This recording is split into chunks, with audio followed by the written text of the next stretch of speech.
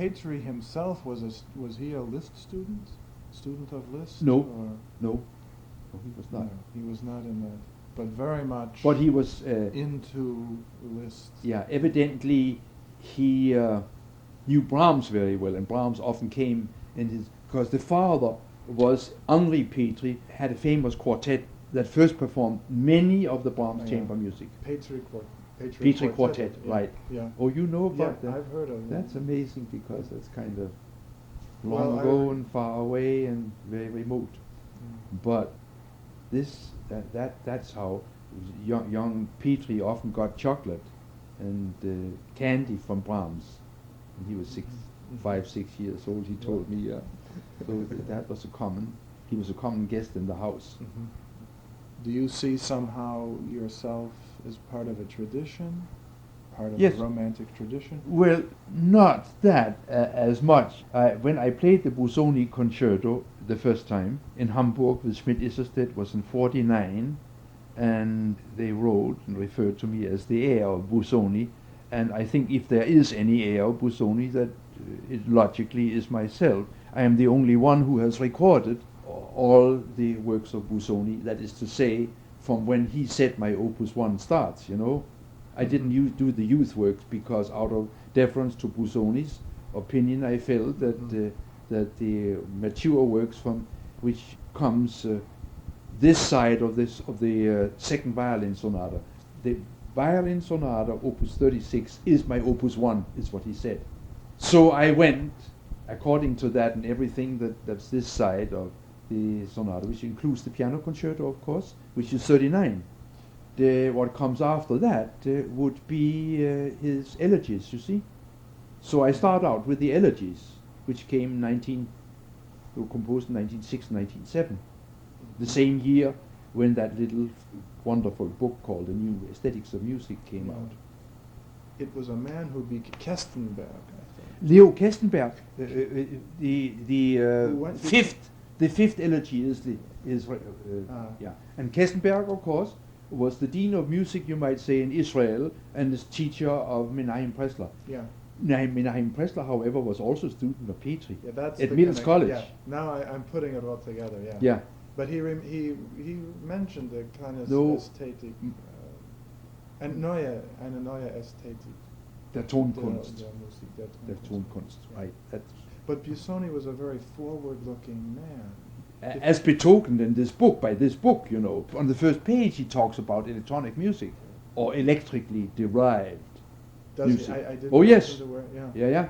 And I was privileged to receive a copy of this book this summer from a wonderful man who is in the printing business in Munich, and who has gotten out the copy that belonged to Schoenberg, that's full of marginal notations, all kinds of interesting observation that Schoenberg made in this Mhm. book.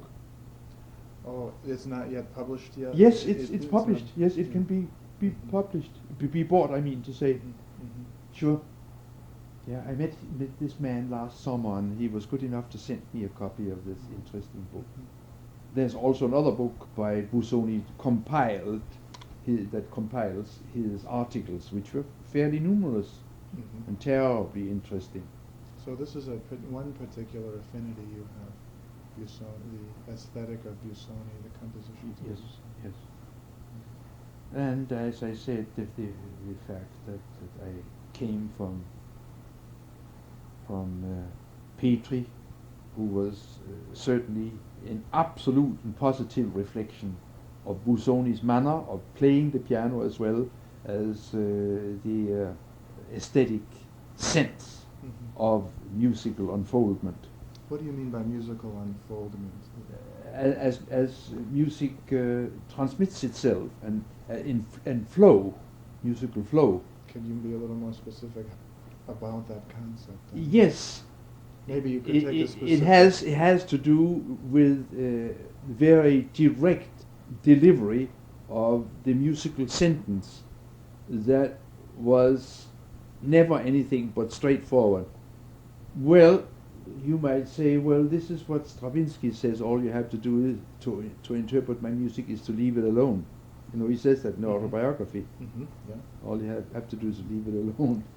The That leaves a lot of room to still consider where one puts an inflection in a phrase and where it does not put an inflection, so that that is not at all self-said that it would emerge Yeah. by that. It was, I think, a very naive way of putting it.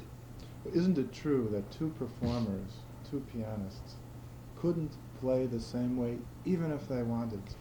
Even if they wanted That to. goes back to Schnabel. I asked Schnabel the day I took him to the hall in which he was to play a recital consisting of 4 sonatas, one more boring, as you say, than the other.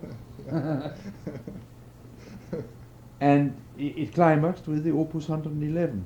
And I said, I'm very curious to know how you take the last movement of the 111, having at hand, at home, his own edition of it. He said, my dear, when it comes right down to it, it must be left up to the inspiration of the moment, which of course is true. You can't play it twice the same. Nobody can play it twice the same. You can play it in the same vein, and this is all you can really say about it. But the vein in which they played was one in which the blood flowed very evenly. Keep a kind of And respect for a greater respect for the well, composer? it had more with an absolute natural way of musical flow, rather in one that, as it prevails now, where you do a great deal of lingering on notes or hesitation before important notes or things like that. That was not part of it. The only point of hesitations there were in Petri's playing and possibly in Busoni's. I cannot speak about that because as I have heard him play, I wasn't aware of these things at that time to that degree. Were places where you technically had to punctuate in order to make it secure, maybe, which would not be a musical dictate, but rather a practical dictate. A necessity. A necessity. Mm-hmm. Yeah. But otherwise, Petri's playing was just utter flow, and so was Busoni. Mm-hmm. Would you say it was objective in a sense? Yeah, I would say it was as objective as you subjectively could be. Yeah. No, I know.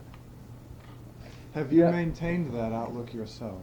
I mean, Yes, is that your? it's I rather that than anything else. Mm-hmm. For instance, when I play Chopin, I certainly play it with sentiment, but not one that follows the rubato tendencies in other way than what Liszt said about the rubato.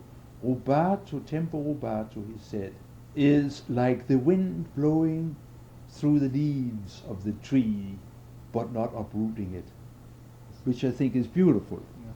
And it is not too back. distinct from what Chopin's ideal was. You know who it was? Mozart. Yes. What Mozart says in the letter to his father about tempo rubato, when the father had written to Mozart, you know, my son, I hear that you are playing in tempo rubato. Yes, he said, father, but my left hand is my Kapellmeister.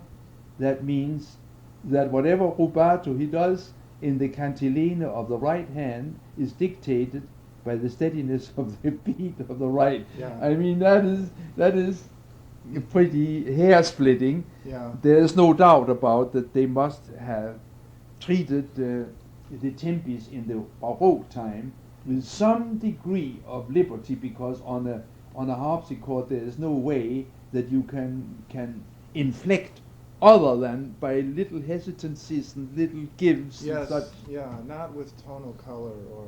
Yeah. tonal No, color. it was not there. Yeah. Those are questions that I find it to my dislike when I hear too much of this that hesitates before you come to a main note. And when that becomes the way in which all sentences are spoken, I feel that deteriorates to a mannerism. And man merkt, in German we say, man merkt die Absicht und wird verstimmt. You feel the aim and it untunes you. Man Wird verstimmt, yeah. yeah. It's invoking a great name, but certainly somebody like Horowitz would seem to have that tendency to. Yeah, You but almost can predict.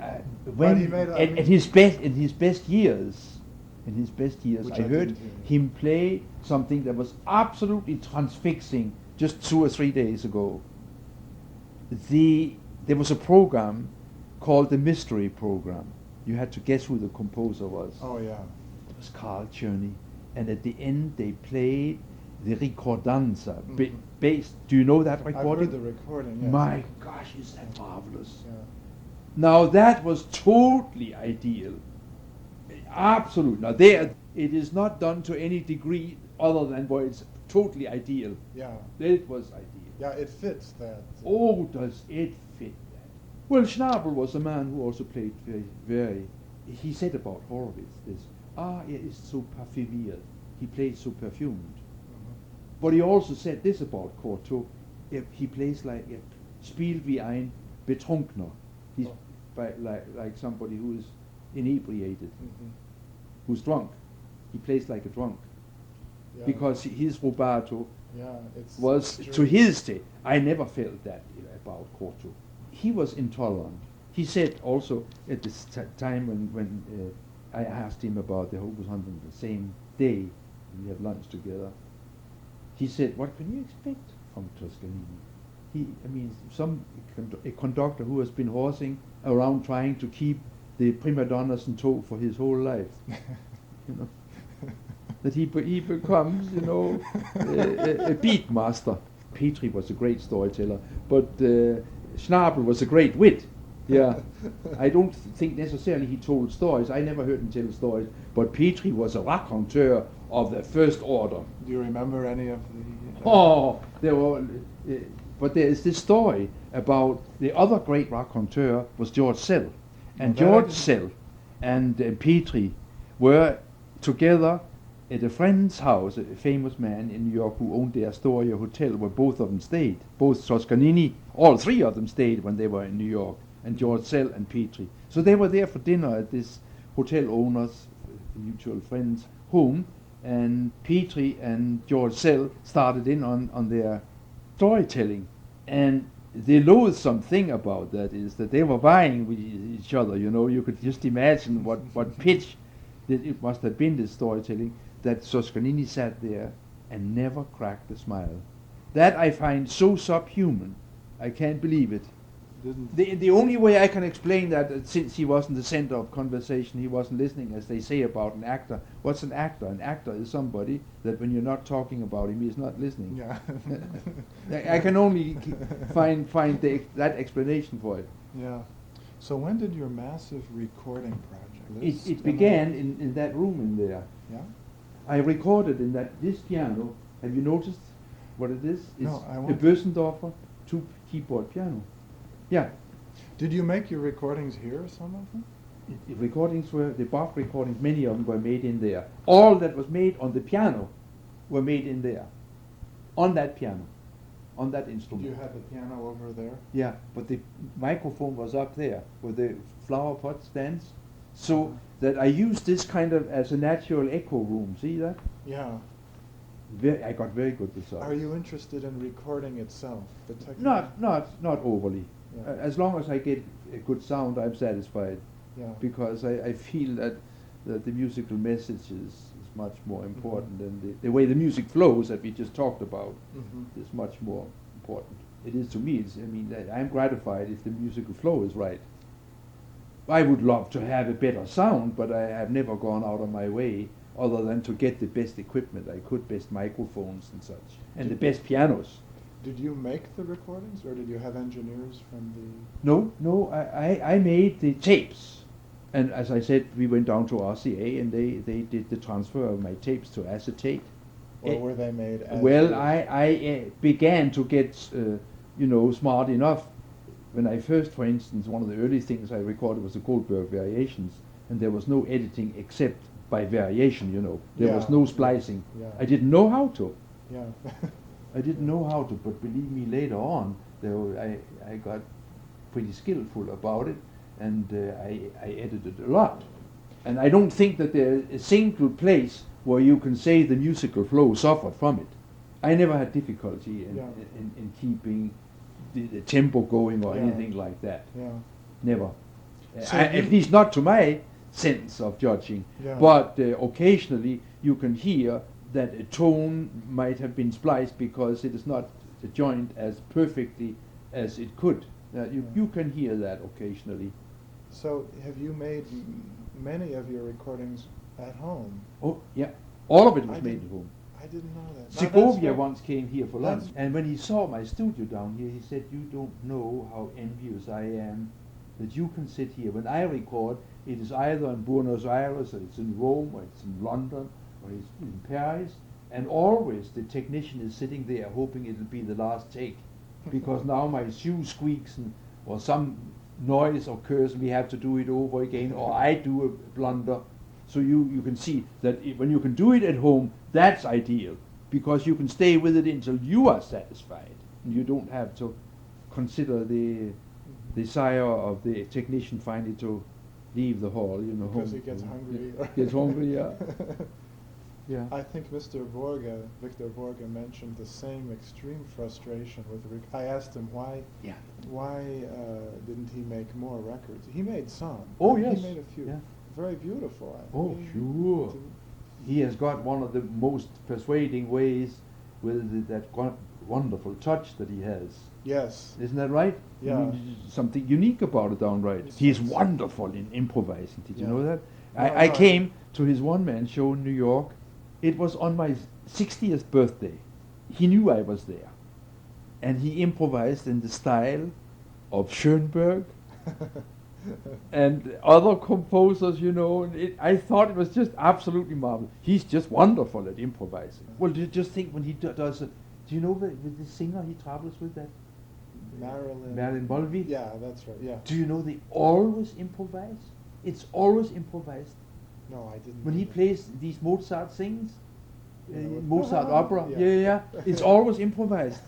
And No. also the Russian opera. I thought they had, you know, more or less a pattern. No, he says it's all improvised. This is wonderful, Oh, isn't it? He's a very gifted Oh man. my gosh.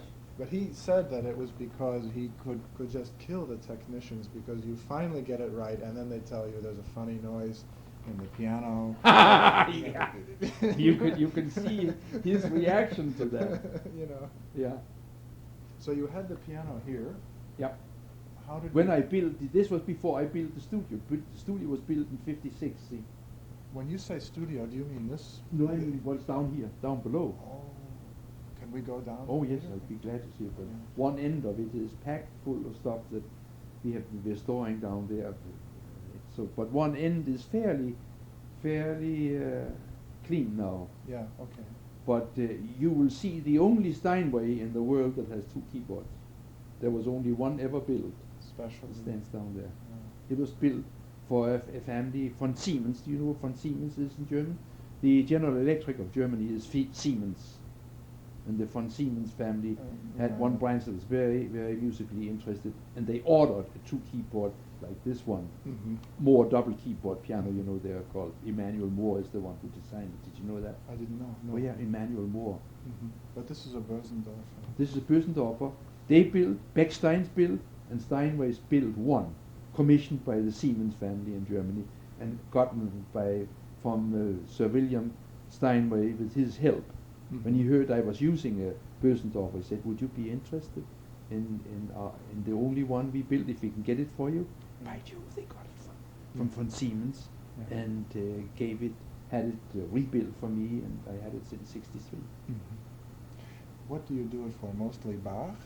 That's right. Or Yeah, that's the only way I ever used it. I never used it for what it was intended. Did you ever hear of Winifred Christie? Winifred Christie was an English pianist who was the wife, Christiestie. Mm-hmm. She demonstrated this piano in the 30s. I heard her in Berkeley, Mm-hmm. and I also visited with her in her home. And as I recall, she had Beckstein. Beckstein's built quite a few of these double keyboard pianos. didn't I know. doubt if there are much more than a dozen, Mhm. and half a dozen maybe from Bösendorf. Mhm. It has two sets of strings. That Yeah. is the trick, to make the two keyboards work on one set of strings. So what it does, you see, it gives you the 4 foot of the harpsichord, the octave above on the harpsichord, by deferred leverage. It strikes, the middle C strikes the C above it. And on this Oh. piano, it's a very different principle than it is on the other one, although both were designed by Emanuel Moore. You know what Petri used to say about him? Sure, it's a cinch. One Manuel Moore. That's Yeah, wonderful, isn't it? Oh, Petri was a great punster and a great joke maker. Do you use the trampoline underneath? Yeah, we sure do. Not in connection with that. Yeah, no, no. I understand they're very good. I haven't Yeah, tried but we them. haven't been using it for. We also have an exercycle, Yeah. But mostly, what I did most of my exercise with, it was chainsawing and chopping wood. But now I go easy on that because I have a back that acts up, probably having overdone it. But I have absolute, complete need for exercise. I can, and I always had the feeling of that. When I practiced in Berlin, 10, 12 hours, you did exercise with my bicycle, like this, Yeah. and I bicycled a lot. When I first got there, you know how I got to the concerts? I roller skated. No. It's a fact. With my first 2 months there, I didn't have a bicycle. I roller skated from where I lived, which was maybe 3 miles, Mhm.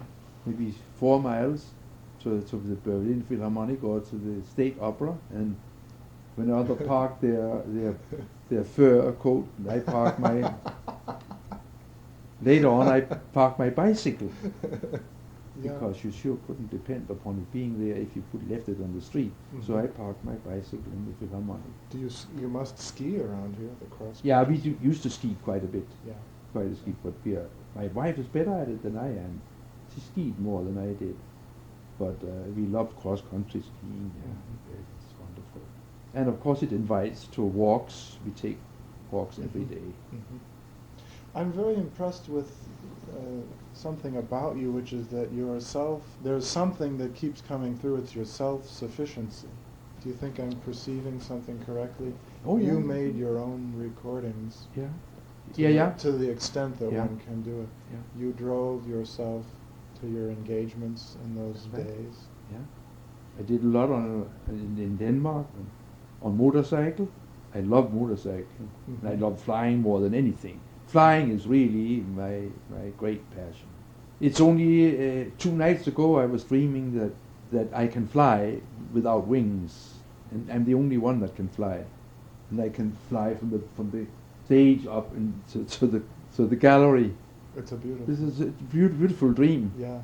and it's always full of curves, and it's strange that it keeps on. Because when you are young, it's natural that you would dream such dreams, but I still dream them. Still dream. I also have strange dreams where I drive car, and I'm sitting ever higher on the, maybe up on the 5th floor, and the wheels are going down there on the road, and I'm trying to follow the curves. That's an awful dream. That's an awful dream. Yeah. You left home rather early in your life and Yeah. went on your own. Yes. I was really on my own for those 4 years in Berlin, Yeah. but taken care of by this family.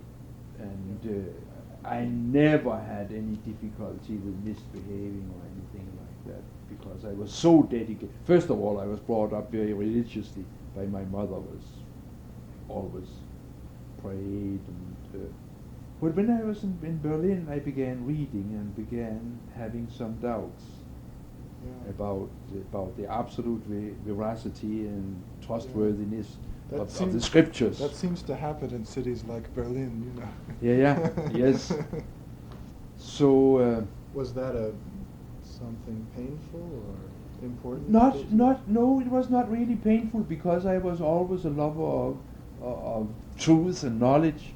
And when I began to read the early church fathers saying that in the act of copying, what was delivered from the apostles, that they took all kinds of liberties with copying this, and they detracted and they added on their own.